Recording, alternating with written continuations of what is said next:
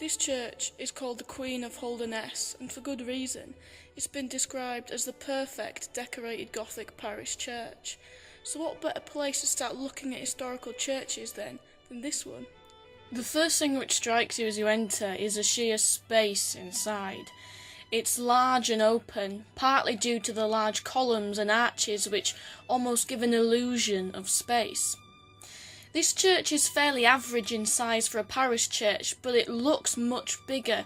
In fact, it looks like a miniature cathedral. As you enter, your eyes are drawn naturally by the line of columns towards the altar at the end, and to the tantalising gold in the distance. We first come to the font. It's carved from a single piece of stone in the style of a 12-sided chalice, with trees, flowers and people carved on.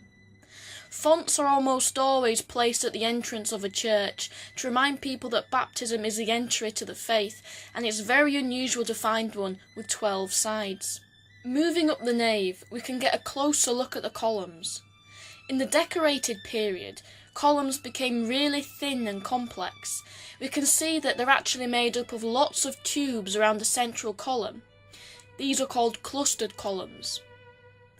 The carvings at the top of the columns are called capitals.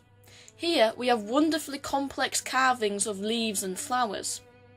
During this period, carvings became really technical and complex, and masons utilised this natural imagery extensively.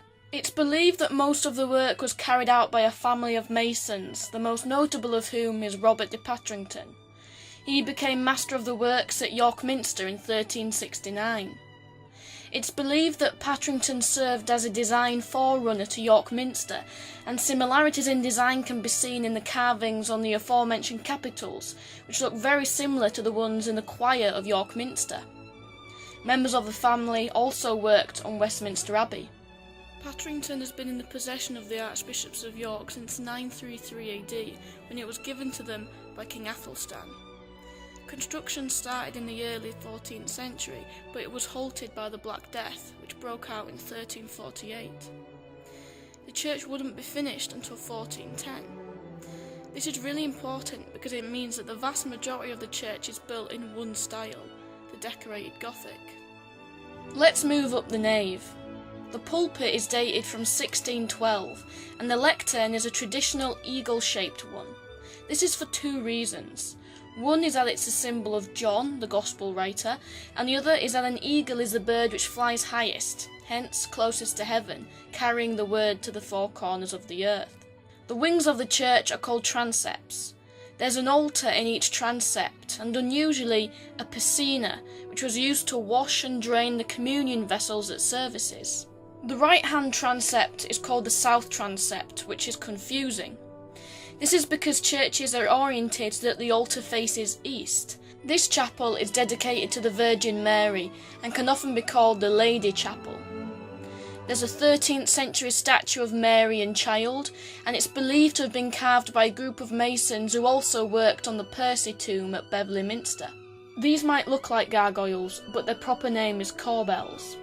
They depict people and animals, and there's over 100 in this church.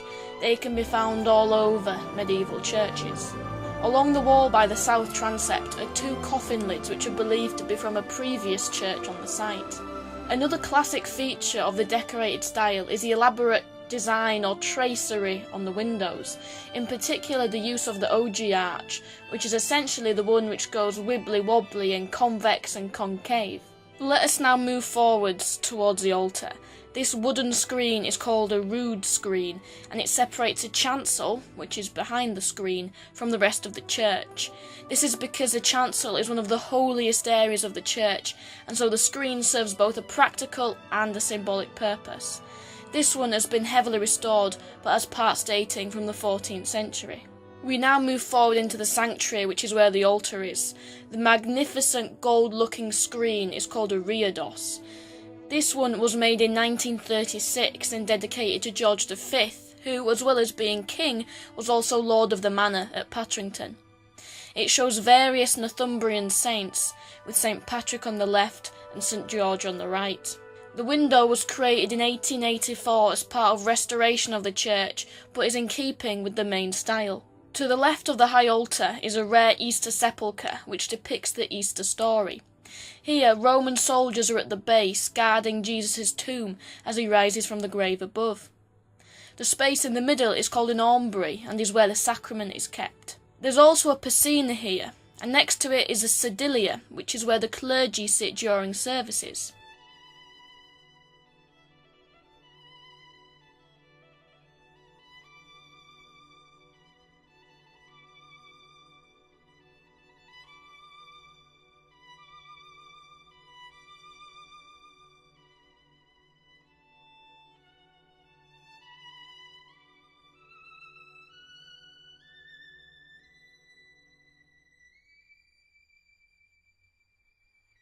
This has been quite a detailed look at just one of the fantastic historic churches we have in Yorkshire.